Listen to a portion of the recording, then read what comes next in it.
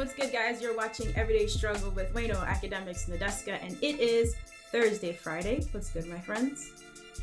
What's going on? I'm ready for this weekend. Ready to get some, just cool out a bit. What you about to do this weekend? Acting like you about to be. Don't worry about what I'm about to do, man. Don't worry about. I see Wayno on Instagram with a fucking trench coat, looked like he was a drug dealer. I'm like, oh, Wayno back to selling bricks. I'm like, all right. Listen, yo, Wayno looked like he was in Paid in Full, man. I'm like, yo. Let's get this one thing straight, Akademiks, for all the people that's watching. Wayno does not indulge in any illegal activity. Okay, that's one. The mere fact you have to make a statement, you already know. Secondly, winter is coming. You know what I mean? Winter is coming, so I'm getting ready. You feel me? I'm getting ready mentally for it. That's why I posted that picture. I'm mentally ready for it. I love it. I ain't gonna lie, it got me a lot of Paid in Full vibes. I'm like, the first thing I was gonna say to you this morning, be like, yo, you got 10 bricks in that bag? Yo, I thought it was really Paid in Full, man. I thought it was Paid in Full. Whoa. Nah. Only bricks I touch is the ones that Nadeska touches too. We trying to remodel the house and all of that. What? You know? Oh, no, he's on HGTV Nadeska vibes. I love it. Wayno, I understand it's not easy being a fashion icon. Wayno, relax. Wayno, relax. I know you see me cool with 6ix9ine. I ain't gonna tell you, nigga, the fuck? Relax. Look at this guy, man. Oh, my God. Damn. All right, y'all. We're gonna wrap up a conversation that we had yesterday. A fan asked this week if, in order to be considered a GOAT, is it necessary for you to have a classic album? That was a resounding yes from you guys. So here we go. For you both, given your answer to the classic album question when it comes to the GOAT conversation, why do you think Nicki Minaj is considered the greatest female rapper of all time? Or does the answer change in female rap? Love to hear your thoughts. Oh, okay. I think that answer definitely changed a little bit in female rap, but I think that Nicki is one of the, or considered the greatest female rapper because she wrote all her raps. It's never been in question if Nicki wrote her raps or not. I think that, that's where a lot of the ghostwriting conversation stems from when it comes to female rap, that, Lil Kim had help or Foxy had help or whomever else. And Nicki has always been champion for that. And, I think that I'm not going to say that her album is classic to me, but again, I didn't grow up as a teenager in her era. I think for a lot of her fan base, Pink Friday might be that for them. That might be their hardcore, their ill nana. You know what I'm saying? Because it's Nicki's start is always going to be remembered. So I think that, she definitely is one of the greatest just based on her lyrical ability. Yeah, now I'm going to piggyback off that sentiment. If you ask a Nicki fan, you ask a Barb, Pink Friday is a classic. And not only for how many songs that went crazy on that album, but also for its impact. You know what I mean? I think it started the whole Barb wave. And again, we're talking about an album with Did It On Him. I mean, I think that's the song that, to keep it real, has lasted the test of time. Right Through Him, Roman's Revenge, Moment for Life. Of course, she had some slight pop stuff on it, even with Check It Out with Will I Am, but still even if you go to Your Love or Blazing with Kanye West, I think those songs. She had classic. Yeah. I would say because me, the argument that I was trying to have to say Carter 3 wasn't a classic, when you realize its impact and everything else it is, you got to say that for Nicki. And maybe maybe people haven't consumed this album or kind of watch how it's lived with time and its impact. But yeah, you got to give her that. Yeah, she kept up on her, and I think it's also due to the record she's been on, where she's kept up with people. Like on Roman's Revenge, she right there with Eminem. On fucking Monster, she undisputedly got the best verse. I think those are the things that keeps her in that space, no matter what. No matter who comes after her, they always gonna be like, whoa, did they top that or did they come with that? And anytime Nicki been on record with anybody who we consider a legend, whether it's M, whether it's Drake, whether it's Wayne, J2. We have to acknowledge that she's up there with them, going bar for bar. And again, I get maybe people not really considering Pink Friday, even though, again, maybe it ain't for me. But trust me, Pink Friday is a classic to some people. The bars will go crazy. You will know why you say it is not for you. And I'm going to say the same reason why for me. Because when we think of it, we think of this idea of really loving Nicki almost means you're a Bob, right? Really love it up. But if you just go back to the music, as you're mentioning these records, I'm like, damn, nah, yeah, she she definitely, like, when you think of every record you said, you remember that time. You remember how big those records were. She definitely got a classic with Pink Friday. No, of course. I'm looking at the amount of shit. I even forgot to mention "Fly" with Rihanna. Like, yo, this album definitely. I'm telling you, you could play "Did It on Them" right now, still ring off. I'm telling you, man. So you got to give her that. She's not only a legend, but she definitely got a classic. That's why she is in that GOAT conversation. You know what I mean? I think she ranks above a lot of men. You know what I mean? So absolutely. Not only is would I say she's the best female rapper, but shit, she's one of the best rappers, period. Thank you guys. Thank you for the fan question. I love when you guys actually get excited to answer one of these instead of just shitting on them. So, as we all hope the barbs remember what I just said, you know what I mean? When they about to roast me. I was giving a lot of credit right there. Just buy me 6 months. So we all acknowledge that we feel like the internet was being unnecessarily harsh to Megan Thee Stallion considering what she went through recently. She's addressed it previously, and yesterday she got back on social media and she actually posted a photo of her foot where you can see the wound. So she said, what I've learned about the majority of people on social media is y'all like to hear bad news before good news. A lie spreads quicker than the truth, and you know, people basically are believing the things they made up. So she also noted, she said, I got hit at the back of my feet when I got shot because I was walking away. Now, according to TMZ, the district attorney's office in LA is reviewing a potential felony case against Tory. So the charge would be assault with a firearm. But they're also saying that the way Megan addressed this could have complicated things. That her saying her back was facing the SUV means that she didn't see who fired at her. But of course, you don't know the full details. What are your thoughts on her actually getting on, you know, to share this image with fans? I'll go first. I'm a little confused.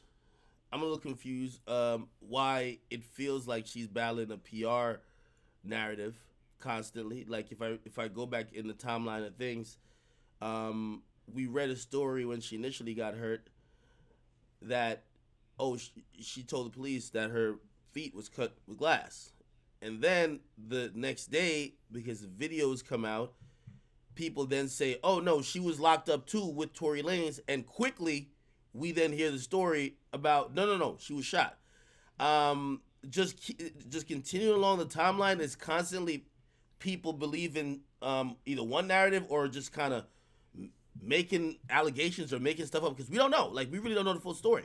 And she's constantly clearing it up. My thing is, if she's constantly clearing it up, just tell us the story, girl. Like, we want to know.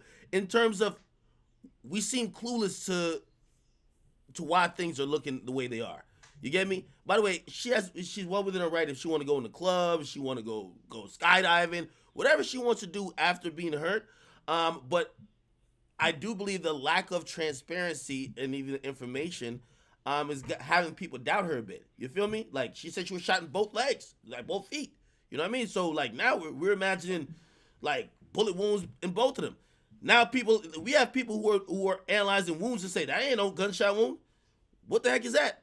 You know what I mean? So it's making her, which by the way, she's a victim, but it's making it a little bit more complicated because people are starting to like doubt. And doubt, again, if you're going to do it in a public sphere where there's a public court, people are going to have their questions. Yeah, the thing that's unfortunate about this is that she is in a very, very tough position. She's getting pressured by the internet. She shouldn't be saying anything, right? Like, she realistically shouldn't be saying anything. But, you know, because, for one, this is a criminal case. This is a criminal case that has to be...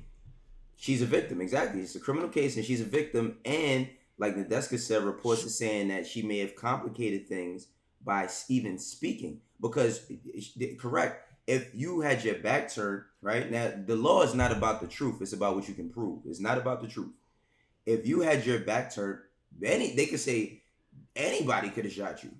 That's what the attorney's going to come at with her when they cross-examine. So what I'm saying is this: she's feeling the pressure of being in a club, having some fun, celebrating and she's having a great year, and people saying, "Yo, she twerking in the club, she twerking on the boat. Where's her boot at? Like, why she ain't got a boot on her foot if she got shot on her foot? Why her feet ain't wrapped in a cast if she got shot on her foot?" And she's feeling the pressure of the internet, and that's making her talk. She ain't got no business talking about shit right now. Because I feel the opposite. Nah, bro. I'm gonna tell you why. Because in the end, it don't matter what It doesn't matter what anybody, with any bloggers, with any fucking media person. It doesn't matter what anybody thinks. We ain't going into court to we're not gonna be on a grand jury or the jury that has to decide the fate of this case. She should not be explaining nothing. Yeah, sorry to cut you off, Wayno. I just want to say, to that point, Aki, you don't think it would be damaging to the investigation and what they're working on for her to come out and share a story on social media? Because then people are just going to start running with that and probably spin their own theories and narrative off of that anyway. I hear what y'all are saying, but I disagree with Wayno because I don't think we have any inclination that she's trying to help authorities, like, get justice for her being hurt. I think this is straight PR stuff. Like, she's a victim. If Tory shot you, just say Tory shot me.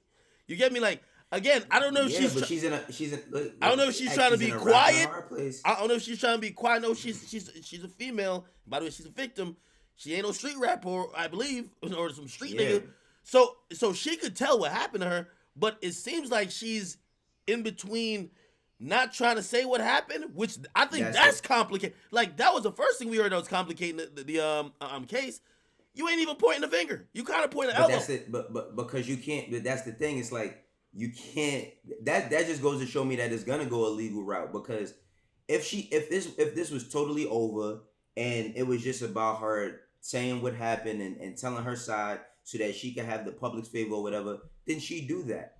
There's still an investigation going on, and while an investigation is going on, she's just getting pressured. Because imagine, you've built up tough skin over the years for people saying all types of shit about you on social media and on the internet. Mm-hmm. Imagine the shit that she's going through where the person who allegedly shot her is a lot of people's favorite artist. So she's dealing with people saying she's lying, she's bullshitting, it's her fault, all of that. So she feels the need to defend herself on social media, what she ain't got no business doing. She shouldn't say anything. She doesn't have to tell her side. That's not going to help her in her case. It's not. I just don't believe that she's cooperating with the case. I definitely believe that she's cooperating with the case. Because if she wasn't cooperating with the case, then she could go the fuck on 60 Minutes or where she want to go and just tell a story and get popping off of that. Okay, and I think that's another school of thought that, like, this is more handled on the PR side, where it might be connected to either music coming out or some stuff that has to do with career. Nah, hell no. She's just, bro, she's feeling the pressure. She's a human being. That girl is only like 23 years old, bro. Mm-hmm. She's feeling the pressure that everybody else feels where they like, I gotta say something.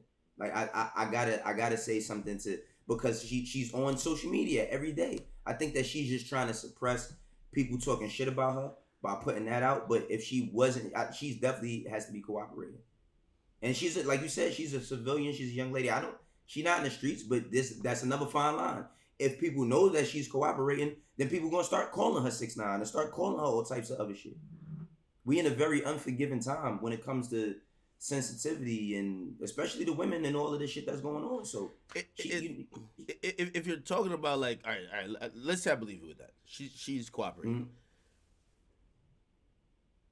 Why is she posting, like, the wound?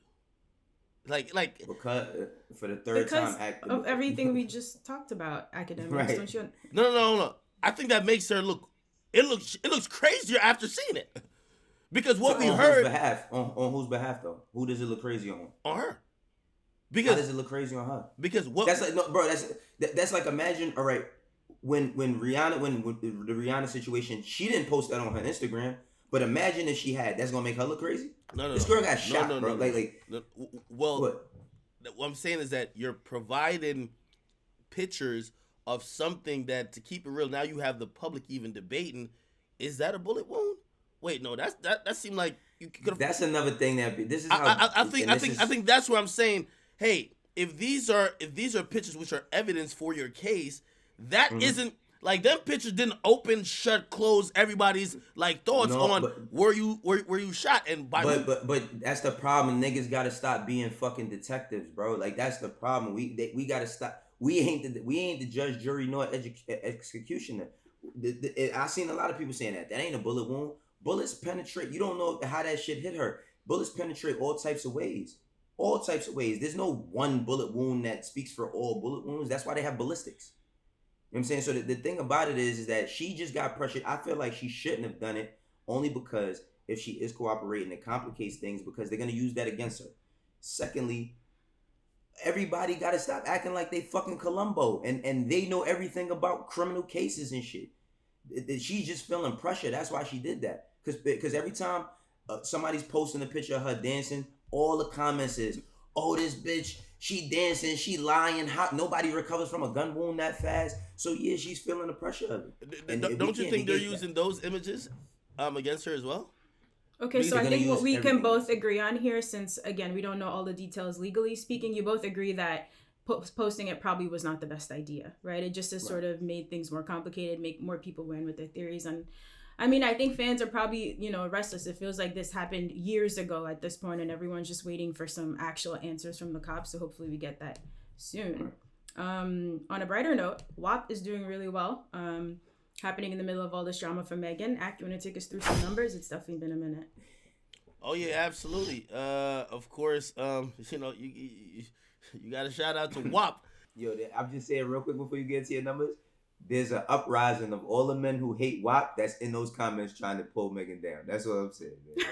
Oh, really? It's an uprising going on, man. I'm telling you, it's the bitter niggas, man. The bitter niggas is out here going hard.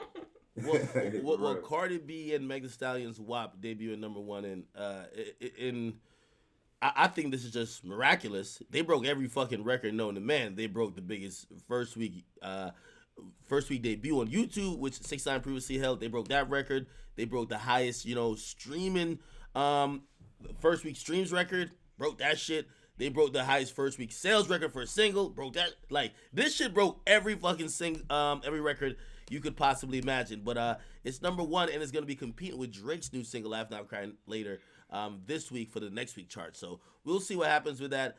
However, on the Billboard charts, we did have, of course, Juice WRLD. He was #2 with 117,000. Of course, Pop Smoke was there with 92,000. Rod Wave, who I think, we talked about him yesterday. His project is doing great. And, I don't know if we're covering what P&B said because I agree with it. He sold 75,000 with Pray for Love. I think he's doing trap R&B. Okay, or trap and B, whatever you call it. The Baby was #8 with 52,000. Lil Baby's My Turn was #9 with 47,000. And Top Shotta by and Elite Chapo, who came on the show, he did 36,000. Okay, so we have Young Dolph's project debuting on the charts next week, and that's expected to set around 25 to 30K. So, Ak, I know when WAP dropped, you were not initially a fan. Has your mind changed, right? You thought it was going to perform well just because of a good rollout. Do you also expect it to keep that momentum going? Yes. I think WAP is the quintessential example for everybody who thinks that hot songs do really well, as opposed to a great label push and honestly a great rollout. Because truth be told, I don't like that. It's not only me that don't like the song. I just don't see that song operating like other #1 songs. And I do believe that, Atlantic hit the button and they said this has to be #1 because, hey, people are kind of down with Cardi because she ain't put out music in a while. They think she's just being a mom and she's just hanging out with Offset. We're going to show y'all. They spend the bag. They spend the bag as I think a label should. Like, you're supposed to promote your artist. But do I like the song still? No. Do I think Cardi B has better songs on the way? Absolutely. Absolutely. I think this was a good look, a good moment, Cardi, Meg. But if you think that I changed my mind on this song, fuck no. Right. I mean, the song is not ultimately the song is not geared to our demographic academics, but I feel you. It's a #1 song. That's everybody's demographic at that point. No, it's not. I mean, no, it's not. But at the same time, I just think that what's also telling about this record is there's no merch attached to this, right? What? Oh, hell no. Merch attached to this? They got everything. Wait, no, they got everything in the world attached to this shit. Oh, what they got? What's the merch? I didn't see no merch. Wait, no, I ain't seen the I merch. should cut some now. I could save it for your Christmas presents. Right. Wait, you saw the merch, man. Yo, Cardi was on live. Cardi was on live for 6 hours straight showing off the merch. Oh shit, I didn't see it, bro, but I do see that they giving away $1 million or some shit too. Like, they're giving away $1 million in a Cash App giveaway. Let me get on my tinfoil hat again. Conspiracy theorist Zach is here again. Because Nicki fans, they're very upset. So upset. They're saying, which, by the way, there's an easy answer, but I want to ask you. Do you consider some of the shenanigans that are used to make these records go number one, i.e., they're calling payola? They said, well, it appears that money may have been disseminated to the fans to fucking purchase the record from, I don't know if it's the label or that's what they're saying. Do you feel that's a underhanded tactic, or do you think it's fair game? Man, yo, you know what was crazy about that question, Act? It's like, it's hard for me to determine, only because, like, as music gets more and more, like, as music loses value, like, in certain places, and you have to find new ways to sell it, I'm really not mad at new dope marketing ways to get shit going, because I wish that with this Drake record, he'd have put out them black and red OVO 4s, you know what I mean? Because I'd have copped them shits to buy the record. So, like, I'm not mad at those types of things if it's product that you want to fuck with. You know, I just think that, like, once we start having a conversation on what's the best music, that never should be brought up as far as, like, the sales or the shit that went into it for it to be number one and all of that. I think we just got to judge that off of pure opinion. But I don't knock it too much. No, I feel you on that. And by the way, I'm super proud of Cardi, and Nicki fans, y'all do the same shit. Like, stop it. Like, that's my thought. Y'all all do the same thing, you know what I mean? Like, hey, it's just... The Nicki fans and the Cardi fans is like that Spider-Man meme where it's Black Spider-Man pointing at each other. They like... beefing like this motherfucker. Right. But wait, are you bumping WAP in the crib yet? Because I'm not too high on it. I don't bump... Act, come on. Act, could you fucking picture me going on any of these streaming services and turning that shit on the Alexa? Wait, no, I don't know. You're the OnlyFans ambassador now, nigga. I don't know. Nah, man, but listen, if it comes on in the car, I'm not gonna change the station. Like, oh my God, what am I hearing? I'm not like. How does the radio version for that go? How many times have you listened to the explicit version? I would love to see your face, like a close up of Act's face. Yo, why didn't you do a reaction video on Twitch for that? Yeah, I've watched that video mute about 1,000 times. I've watched the actual video with the sound on probably 20.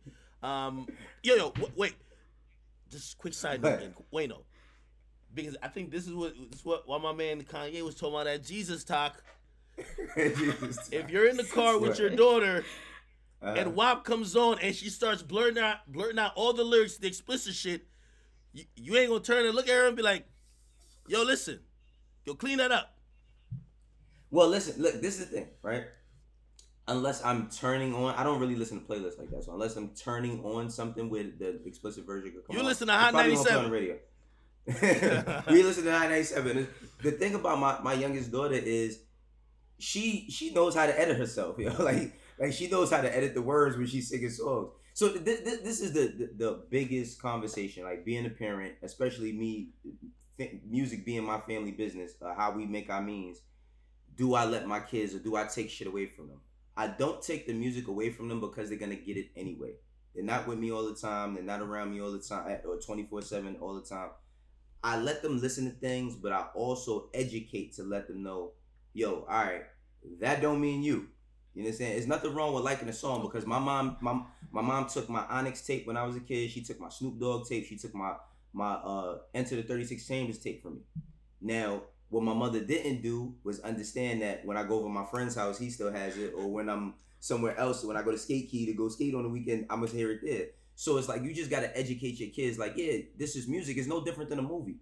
I think that at certain times you could let kids watch certain movies, but you got to let them know what's fiction and what's reality.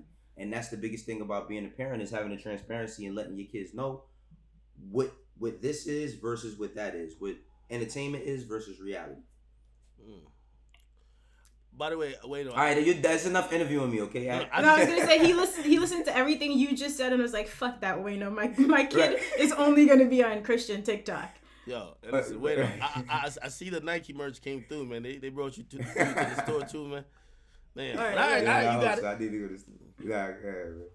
All right. I always want to catch me in a tripwire all the time. Nah, because yo, Wayno, for real though, Wayno. I'm telling you, I'll be in the comments too. They be like, yo, damn, Wayno know he capping, he BSing, man. Like, yo, Wayno will preach one thing, but he gonna go home and be like, yo, y'all not listening to that WAP now. That WAP is not what we played in my house.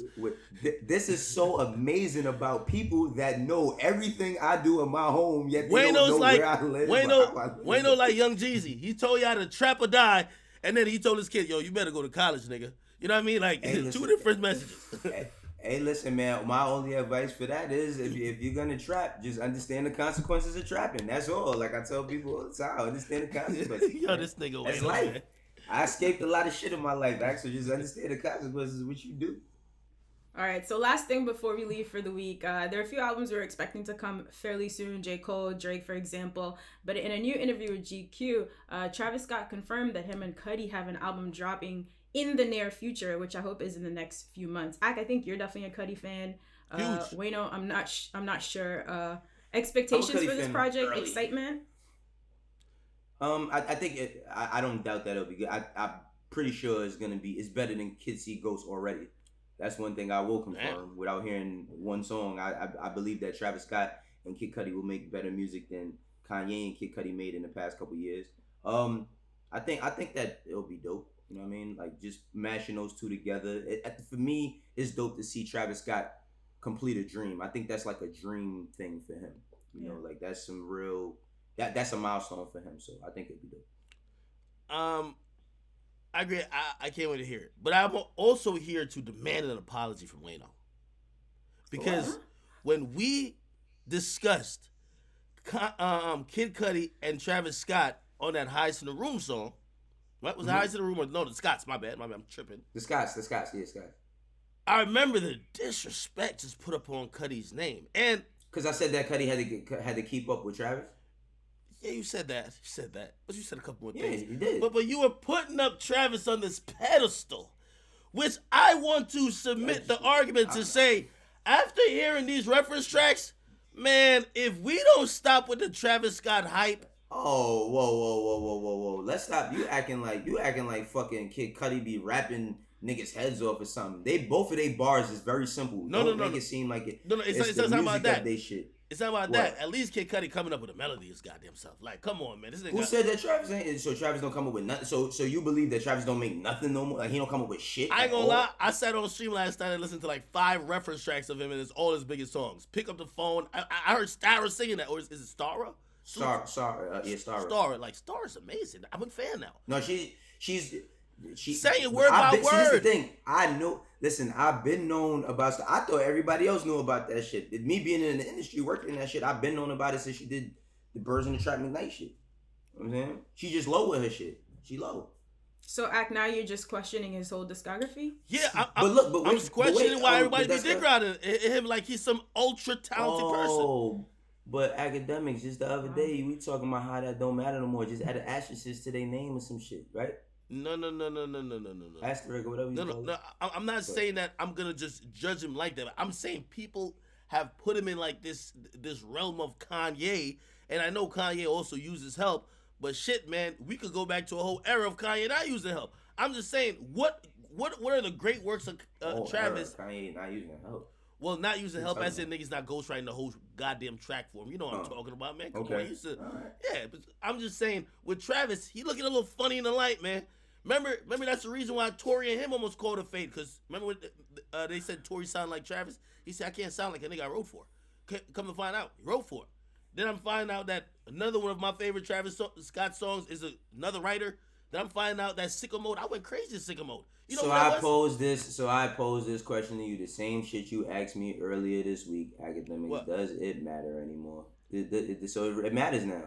No, I'm not saying it matters all the way. I'm not gonna use it to indict you. It sounds like you're like personally upset about this because of the Kanye. No, because if it was Drake, I would kill that nigga. Okay. If y'all found out that Drake didn't write God's Plan, if y'all found out that he ain't write that little freestyle he just did, if y'all found out that he ain't write Laugh Now Cry Later, y'all be killing him. That's why Meek was tweeting like a maniac. No. I said that the other day. I said if I found out that Drake didn't write his fucking Stay Scheming verse, or even if I found out he didn't write fucking Over My Dead Body, I would feel a way about some shit like that. That's how I feel about Travis. As far as like, all right, whatever. That's how I feel hurt. But that's before we go. I am looking very forward to this Nas album that's dropping tonight, and I'm hearing that it's a surprise on it. I hope that it's a feature with either him and Drake or him and Hov, one of the two.